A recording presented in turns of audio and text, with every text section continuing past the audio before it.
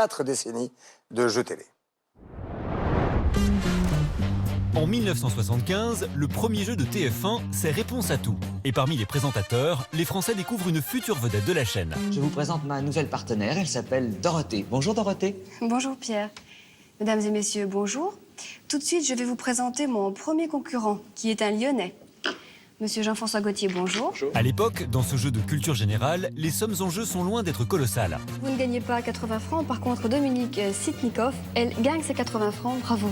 Mais tout ça va changer à partir de 1987 avec l'arrivée des grands jeux aux vitrines de rêve. Bonsoir, sur le carrousel de la roue de la fortune ce soir, 191 214 francs. Une roue qui permet de résoudre des énigmes, mais surtout de dépenser ses gains parmi un choix de cadeaux dernier cri. Pour 3 390 francs, je vais prendre un téléviseur. Et vous pourrez vous régaler avec ce téléviseur couleur Brandt, écran 36 cm télécommandable de 3 390 francs. Bravo. La roue de la fortune, mais aussi le juste prix, une famille en or ou le millionnaire, les Français attrapent la fièvre du jeu. C'est Louise. Autant de gains et de plateaux de télévision qui procurent beaucoup d'émotions aux candidats, au point parfois de les intimider.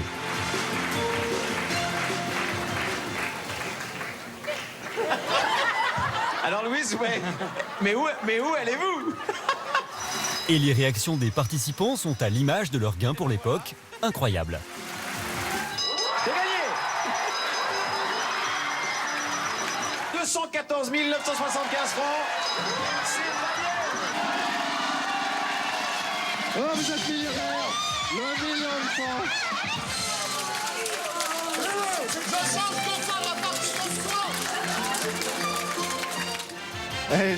Regardez, si vous aviez joué ici, 50 000.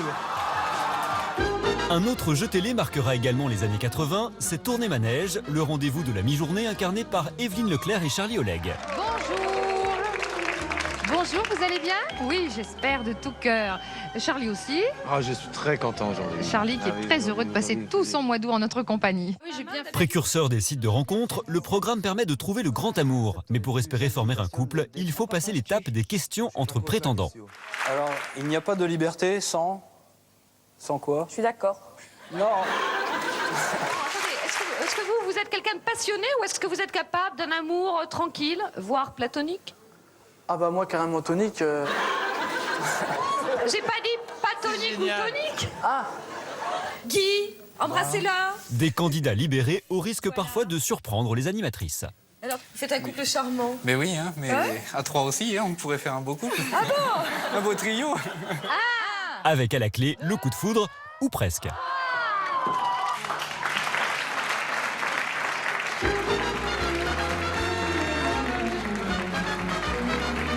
L'important c'est de participer, telle pourrait aussi être la devise d'Interville.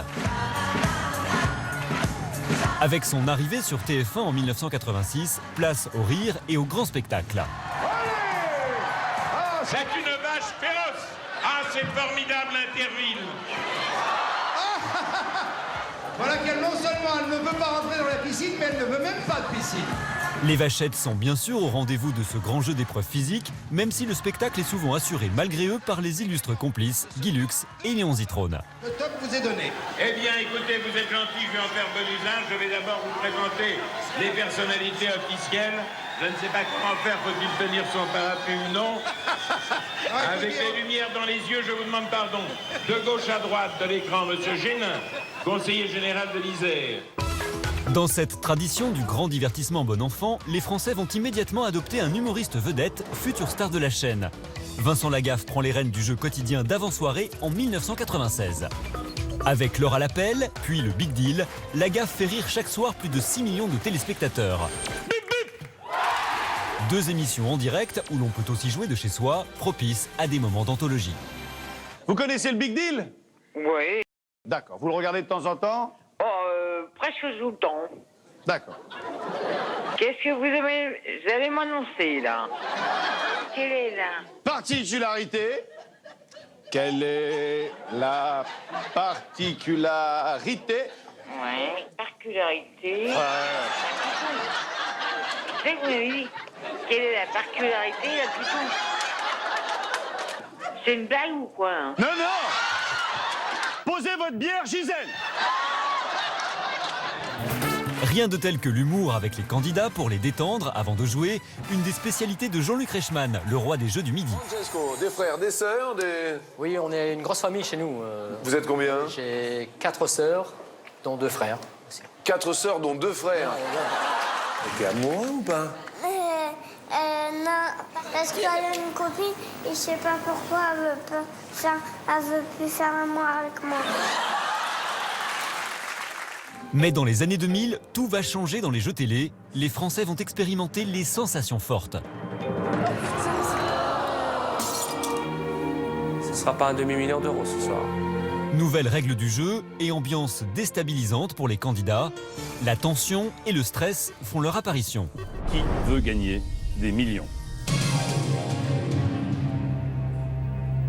Est-ce que c'est votre dernier mot? Un nouveau genre à suspense qui met les nerfs des candidats à rude épreuve. C'est une torture, Jean-Pierre. Il faut également garder son calme face aux réparties cinglantes de Laurence Boccolini. Christina, on sait que vous êtes italienne, que vous vivez en Belgique, que vous jouez en France. Entre tous ces voyages, il fallait choisir entre le Vanity Case et les neurones. On sait ce que vous avez choisi. Christina, vous êtes le maillon faible. Au revoir. Bon dimanche, il est... Aujourd'hui, les Français vibrent toujours avec ces émotions de 40 ans de jeux télé,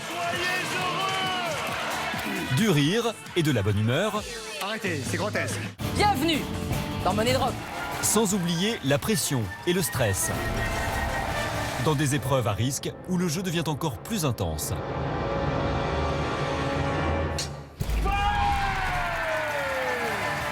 En 40 ans, les jeux télé ont bien changé.